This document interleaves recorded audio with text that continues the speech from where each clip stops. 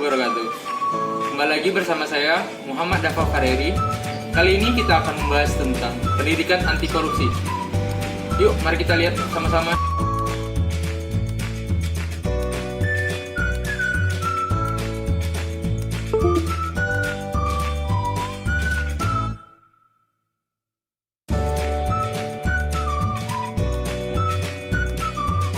Pengertian korupsi.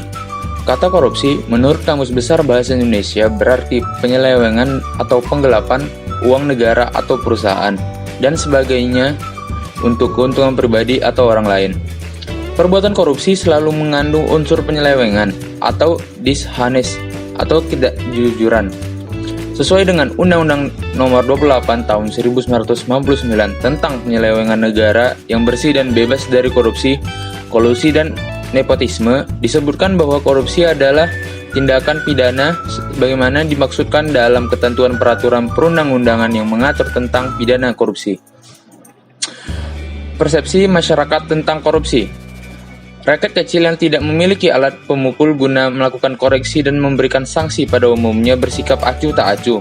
Namun, yang paling menyedihkan adalah sikap rakyat menjadi apatis dengan semakin meluasnya praktik-praktik korupsi oleh beberapa oknum pejabat lokal maupun nasional. Kelompok mahasiswa sering menanggapi permasalahan korupsi dengan emosi dan demonstrasi. Tema yang sering diangkat adalah penguasa yang korup dan derita rakyat. Mereka memberikan saran kepada pemerintah untuk tegas kepada para koruptor. Hal ini cukup berhasil terutama saat gerakan reformasi tahun 1998. Mereka tidak puas terhadap perbuatan manipulatif dan koruptif dari para pejabat.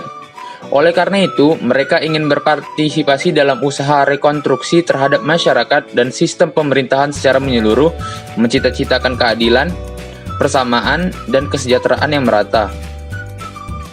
Selanjutnya, faktor penyebab korupsi. Yang pertama, faktor penyebab korupsi ialah penegakan hukum tidak konsisten. Penegakan hukum hanya sebagai make up politik yang sifatnya sementara, selalu berubah setiap berganti pemerintahan. Yang kedua yaitu penyalahgunaan kekuasaan atau wewenang. Takut dianggap bodoh kalau tidak menggunakan kesempatan. Yang ketiga, langkanya lingkungan anti korup. Sistem dan pedoman anti korup hanya dilakukan sebatas formalitas. Yang keempat, budaya memberi upeti atau imbalan jasa dan hadiah. Yang kelima, konsekuensi bila ditangkap lebih rendah daripada keuntungan korupsi. Saat tertangkap, biasanya penyuap penegak hukum sehingga dibebaskan atau setidaknya diringankan hukumannya. Yang keenam, budaya permisif atau serba membolehkan. Tidak mau tahu, menganggap biasa bila sering terjadi, tidak peduli dengan orang lain, asal kepentingannya sendiri terlindungi. Yang ketujuh yaitu gagalnya pendidikan agama dan etika. Pendapat Frans Magin Suseno bahwa agama telah gagal menjadi pembendung moral bangsa dalam mencegah korupsi karena perilaku masyarakat yang memeluk agama itu sendiri. Sebenarnya agama bisa memainkan peran yang lebih baik dalam konteks kehidupan sosial dibandingkan institusi lainnya. Sebab agama memiliki relasi atau hubungan emosional dengan para pemeluknya. Jika diterapkan dengan benar, kekuatan relasi emosional yang dimiliki agama bisa menyadarkan umat bahwa korupsi bisa membawa dampak yang sangat buruk dan lain-lainnya. Selanjutnya yaitu fenomena korupsi di Indonesia. Fenomena korupsi Indonesia yang pertama yaitu proses modernisasi belum ditunjang oleh kemampuan sumber daya manusia pada lembaga-lembaga politik yang ada.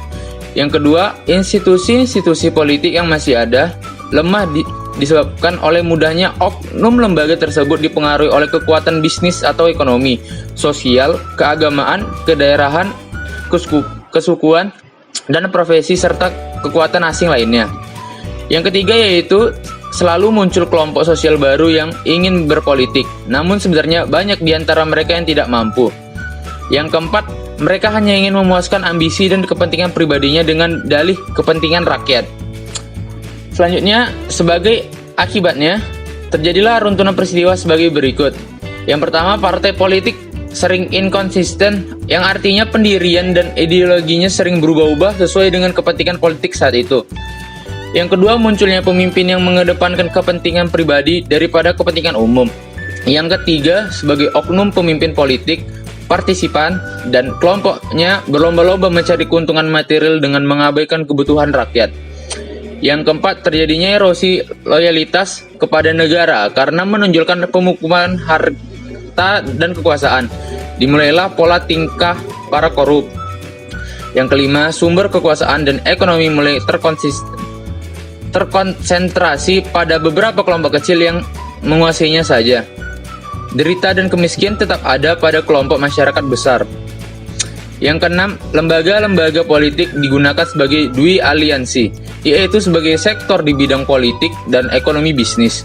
Yang ketujuh, kesempatan korupsi lebih meningkat seiring dengan semakin meningkatnya jabatan dan hierarki politik kekuasaan.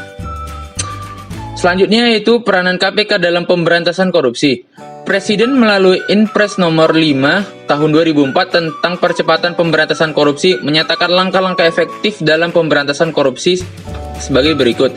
Yang pertama, membersihkan kantor kepresidenan, kantor Wapres, sekretariat negara serta yayasan-yayasan. Yang kedua, mengawasi pengadaan barang di semua departemen. Yang ketiga, mencegah penyimpanan proyek rekonstruksi Aceh. Yang keempat, mencegah penyimpangan dalam pembangunan infrastruktur ke depan.